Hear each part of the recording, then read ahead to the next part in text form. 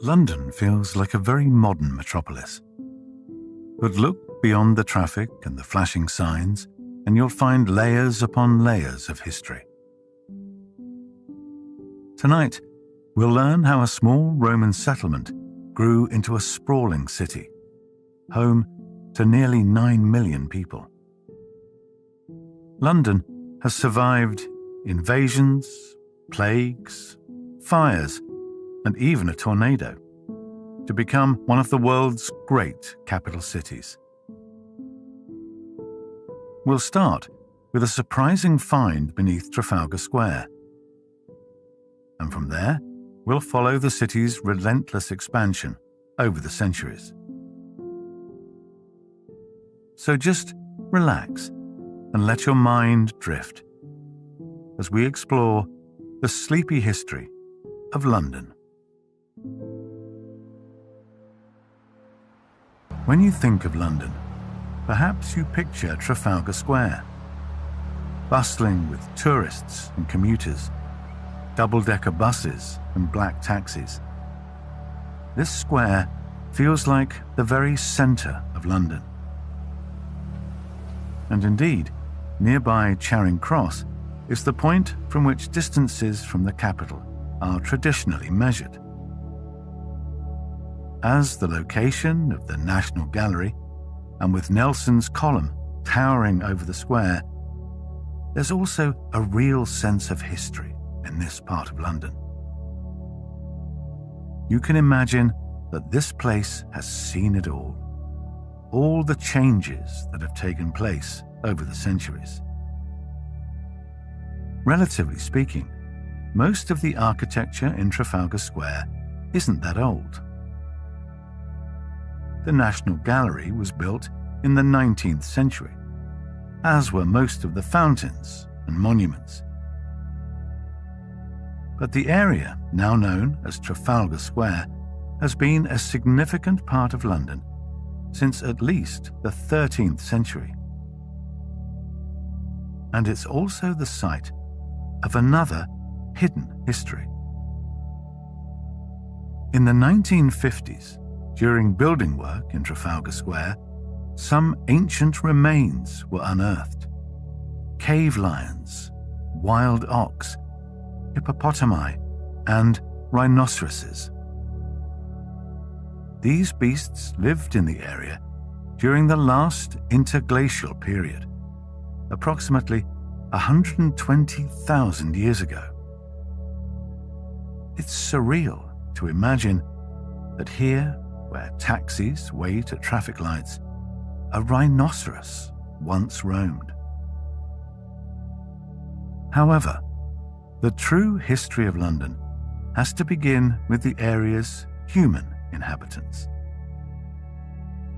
Humans first arrived in Britain much earlier, perhaps as early as 800,000 BCE. It seems likely that humans were also living in the London area hundreds of thousands of years ago. There's some evidence of activity, such as stone tools and human remains. But London wouldn't become an official settlement for quite some time. During the New Stone Age, around 4000 to 2200 BCE, communities in Britain began to live a more settled existence. The hunter-gatherer lifestyle was phased out as people turned to agriculture and began to domesticate animals. By the Bronze Age, the London area probably consisted of scattered farming settlements. There would have been lots of sheep, cattle, and a relatively new development, domesticated horses. By the Iron Age, which began in 700 BCE, horses were being used to pull carts. Trade and travel were now much more accessible, and the people living in the area were more connected with the outside world. London was on the cusp of existence, but it was only officially established in the 1st century, the period around 43 to 47 CE. The Romans had just conquered Britain, and they needed a strategically located base near the river. They chose an area on the bank of the River Thames, and they named it Londinium. In a sense, this is where our history of London really begins, with the Romans. Londinium was small. It occupied a space of about half a square mile. To put that into perspective, that's about the size of the present-day Hyde Park. You could have walked from one end of the city to the other in about half an hour. Londinium was located on the north bank of the River Thames. Roughly speaking, it corresponded to the district that we now know as the City of London. That's the area where St. Paul's Cathedral now stands. The Romans established Londinium for strategic reasons. Its location on a low point of the Thames made it easy to access both by land and sea. It was the ideal site for a port. Londinium soon became an important trade hub for the Romans, and over the years, the population quickly expanded. By the 2nd century, Londinium was home to as many as 60,000 people. It was growing in grandeur too. At the time, the city's basilica, a building that housed law courts and other civic institutions, was one of the largest structures north of the Alps. Another important construction was the London Wall. Building work began around 200 CE, and when completed, the wall stretched for more than 2 miles, encircling the city. Repairs and additions were made in medieval times, and some of the wall still survives today. An impressive section can be seen near Tower Hill Tube Station. In the second half of the 2nd century, a major fire seems to have destroyed much of Londinium. There may have also been a plague. Whatever the cause, the city's population shrank. This was a pattern that would often be repeated over the years to come. Expansion, followed by a disaster, then a period of rebuilding and growth. In Roman times, Londinium never quite regained its former glory. But it was still the capital of Roman Britain, and it retained a reasonably sized population.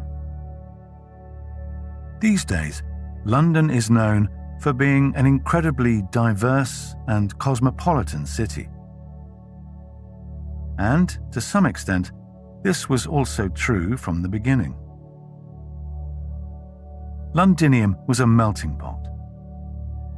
From DNA analysis, we know that many inhabitants came from continental Europe, while others had Middle Eastern or North African ancestry.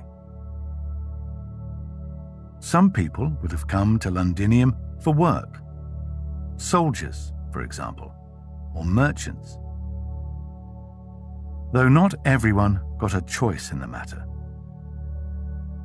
Some of the city's inhabitants were slaves, forced to migrate with their masters. Again, this would be a recurring theme in London's history. as with so many other cities, it's often been a place of inequality. In the early 5th century, the Roman Empire was under strain. Overwhelmed by economic problems, political turmoil, and attacks from barbarian tribes, something had to give. So, in the year 410, when the British begged the Roman Emperor Honorius for military assistance, he declined. This effectively marked the end of the Roman era in Britain. The people of Britain and Londinium were on their own. The following years are a bit of a murky period, historically speaking. There's not much in the way of archaeological evidence or written records, so we don't know exactly what was going on in Londinium. But while the city wasn't abandoned overnight, it did fall into decline. Without Roman wealth and protection, deterioration was inevitable. We can imagine Londinium as a much smaller, humbler city. Buildings falling into ruin and the great walls overgrown. Eventually, the city may have been abandoned altogether. After the Romans left Britain, some new settlers arrived. They were Germanic tribes originating from the countries now known as Germany, Denmark, and the Netherlands. Some may even have arrived while the Romans were still in Britain. However, most migration and settlement took place during the 5th and 6th centuries. These settlers would come to be known as the Anglo-Saxons, and they would dominate Britain for 500 years. Just like the Romans before them, the Anglo-Saxons needed to establish some new settlements. Instead of taking over the old Roman city of Londinium, they decided to settle just outside the walls to the west. By the late 7th century, there was a new London, Londonwich. The name meant London Trading Town. Like Londinium, Londonwich was strategically placed on the northern bank of the River Thames. It occupied the area that we now know as Covent Garden. Today, many of London's theatres are located around Aldwych. The name Aldwych means Old Settlement or Trading Town, a reference to the area's Anglo-Saxon origins. Apart from its geographical location, we don't know much about Londonwich. But gradually, it must have grown in size and importance as a trading centre. A significant development took place in the late 9th century, during the rule of Alfred the Great. The focus of settlement seems to have shifted from Londonwich to its next-door neighbour, the old Roman city of Londinium. One likely reason for this is that Londinium still had its Roman walls. These were refortified to provide protection from Viking invaders.